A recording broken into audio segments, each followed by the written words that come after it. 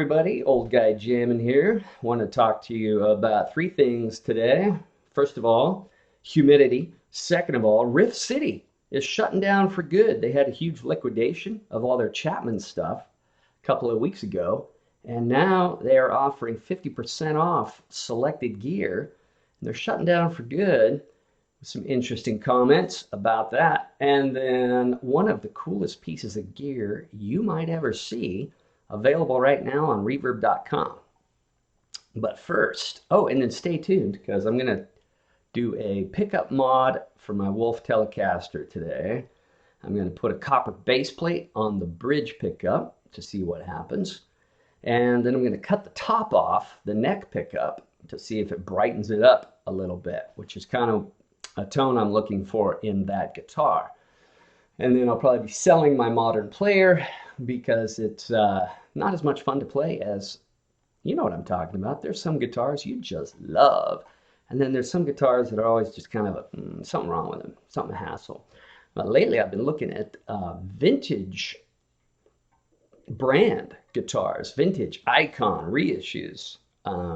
Offer a lot of good features for their Fender Strat, Tellys, Gibson copies. You can't get away from copies. However, there are copies that are cookie cutter copies, and then there are copies that improve sometimes even on the original, like the vintage brand Stratocaster has Wilkinson pickups already in it, Wilkinson tremolo, and Wilkinson Easy Lock tuners already on it. Hard maple neck from Canada with a rosewood fretboard, ash body, I believe, going on memory, a better tremolo block than offered on a stock Strat. So all those things are already improvements, and you can get them for under $400. Plus a 10-inch radius neck, 22 frets instead of 21. The Player Series now has 22. But and I think they have a 9 1/4 radius, which is the 7 1/4 is just way too curved for me. But anyway, looking at some alternative brands to Fender, and I'm getting really off topic. But Fender, the Guitologist did a deal with them the other day, looking at profit margins for some of these big companies, and he came out with Fender operating at a 3% margin of profit, which to me is so bizarre because their stuff sells for so much.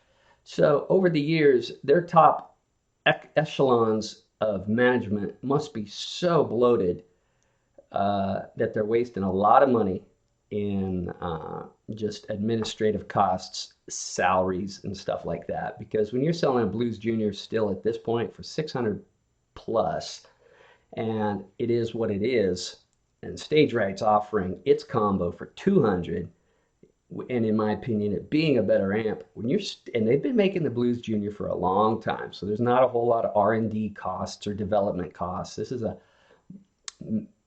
amp they've run 3 or 4 versions of already, minor tweaks, so they're making a killing on that kind of cost, and for them to still be operating at a 3% margin means they're just hugely bloated at the top. Anyway, what was I talking about? Yeah. Hey, humidity. Let's get to that one first. I wanted to offer you this cool gauge. It's nice and big, so old guys like me can actually read it. To Amazon, I think $12, and it comes with either a stand that you can put on it and keep on a shelf somewhere or something like that, or you can just mount it to a wall like I do over here, and right now it's at about 58%. So I thought it would look good right here, matched up with my Jackson green, because the green matches the green. It's a little bit hard to get on the screw, but there. Doesn't that look nice? It's nice and out of the way, which is nice, but it's there as a point of reference, and it matches the curve in the guitar, which all that kind of stuff is really important to me. But it serves as a great reference for relative humidity, which a lot of people might not think a whole lot about from time to time. But what happened to my lighting? Wow. Humidity is something you should be keeping track of to protect the investment you have in your gear. And it was shocking to me because I thought in California, I thought my relative humidity was very low. It's not considered a real humid state. And then I got that gauge when my kid got a snake, and we started realizing that, dang, the humidity is pretty high. And you put a bucket of water in that tank for the snake, and humidity goes up to 80%. And then you're wondering how to bring it down. So, as long as your humidity stays somewhat even throughout the year, you're fine, whether it's low or high. What you don't want in pianos, instruments, anything made of wood, are huge fluctuations in humidity, because that can cause your woods to swell and constrict, contract, swell, contract, and that kind of stuff is hard on an instrument. So I think it's worthwhile getting one. I didn't know my humidity was that high in California. I'm always about 50, 60%, which is great for an instrument. But in the winter months, we heat with wood in our house, and so our humidity goes down noticeably. In the other rooms, we have to put a pot of water on the stove, run some potpourri or something like that, because it's obviously, we're dry. My nose gets dry, I'm dry, the house is dry, and I don't want to put my instruments through that. So having this as a reference is going to be great. Now, to raise the humidity, you need to either run a swamp cooler, you can bring a little humidifier into your studio, or you can even just put a bucket of water out of the way somewhere, and that may be enough to add enough humidity to your room to keep the levels where you like it so that it's consistent. Lowering your humidity is a little bit different. You either need to run a hot, dry lamp, like a heat lamp, infrared bulb, which is kind of bizarre. But there's also natural desiccants. You can buy a pound of rice for dirt cheap, put it in a bucket out of the way somewhere, and that will actually soak up quite a bit of humidity in a room. Also, sheetrock, pieces of sheetrock. If you, for some reason, have access to sheetrock, who knows, you might. You can break those up into chunks, put those in a bucket, and they will actually absorb a lot of humidity as well. All right, but without a gauge, you'll never know where you're at. And like I said, whether it's low or high, 50, 60% humidity is great for instruments, but keeping it there is the trick. Now, for acoustics and your cases, of course, keeping stuff in cases is always good. But if you're like me, you like them on the walls. And in the last 2 days, I've played all my guitars, so it's not like I play one and the rest of them sit. But if you have an acoustic in a case, you can take a Ziploc sandwich baggie, grab a paper towel, wet the paper towel, wring out the excess, put the paper towel, wet paper towel, moist paper towel, in the baggie.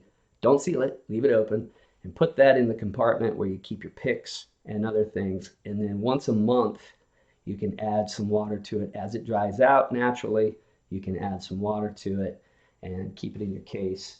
And that's a good way to keep it, and it's free. Keep your acoustic in its case nice and moist so it doesn't dry out. Okay, now another interesting thing, Riff City Guitars is closing. Oh man, I was kind of sad. And it's interesting what they say on their website. You know, they were a big promoter of Chapman guitars, and they were offering everything at a liquidation a couple of weeks ago, trying to get rid of inventory. And now I got an announcement that they're closing for good, and you can get up to 50% off of everything in the store. However, nothing that you probably want. Percentages off of Fender products are still at 10 or 15% at the register. The 50% off stuff is still all the Chapman gear that they're holding on to in inventory. Perhaps they've had a hard time moving it. I don't know. I'm not a fan of the Chapman gear. I haven't had good experiences with them, but a lot of people have, and that's great. Sorry, my lighting in here is so poor. earlier, it didn't seem to be that bad. Now, what they're saying here is, I thought I'd bring this to your attention. Chapman was a brand that we took a risk on, which paid off exponentially. It was truly one of the most incredible journeys any retailer has ever taken with a brand because it was a small and had no significant representation in retail stores in the USA. We invested in 2 American Expedition bus tours and brought Chapman and his team along with every model of Chapman guitar to major cities on both coasts, and we were prepared to do it again. They were trying to forge a lifelong friendship with his team and fans across the U.S. So Riff City was Chapman's entryway to the U.S. of A. And what I'm reading there is that Riff City really invested in a relationship with Chapman, bringing his team for 2 tours, his team, and all his guitars, giving him some access to the U.S. market. First YouTube celebrity brand to make it in this industry, no, not necessarily true, and that helped Riff City become known to thousands of fans who may never have heard of us otherwise. I heard about them because of their March Madness pedal thing. That's like the basketball deal, March Madness, but they do it with pedals and they have a bracket and you can win stuff. That's how I heard about them. Anyway, last year Chapman had the opportunity to sell his guitars to the largest retailer of music gear in the US, which would be Guitar Center. And he took that opportunity, and as anyone would expect, there was a significant reduction in our market share of the brand, but that's life, and moreover, that is business. And he goes on to say that it's business, and every time he uses the word business, it's in quotes. And what I read out of this is that Chapman made this deal with Riff City, and they were really interested in building a relationship with him.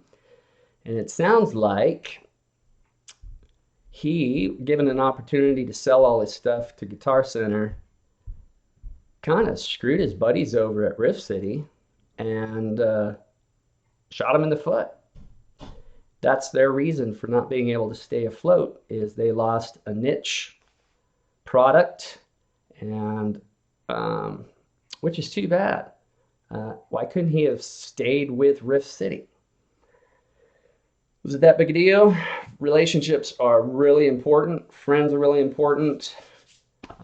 So that's what I read into that. And it's really too bad that another, pretty good sized chain, Riff City, has to go under.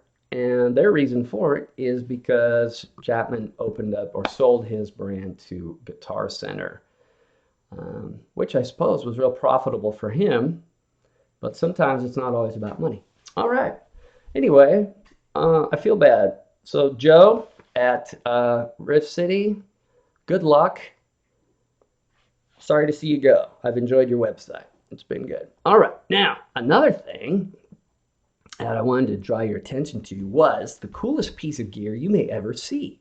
I was on Reverb the other day because I'm thinking about getting a Princeton. I don't know why. Do I need a Princeton? No, I don't need a Princeton. Really dark today. But I hear that they're just amazing amps. And as I get older, I can tell the style of my music is going to become more old.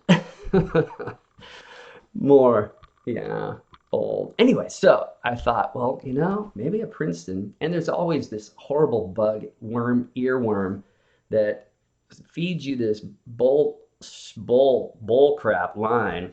feather line about if you had this piece of gear, maybe you would sound better or maybe you would play better. But there's no substitute for practice. Buying a guitar, buying another amp, buying another pedal is not going to improve your ability. Only practice and learning other people's songs and taking lessons will improve your ability. Anyway, so check this cool amp out, though. It's available right now. It's one of 2 ever made. It's on reverb.com.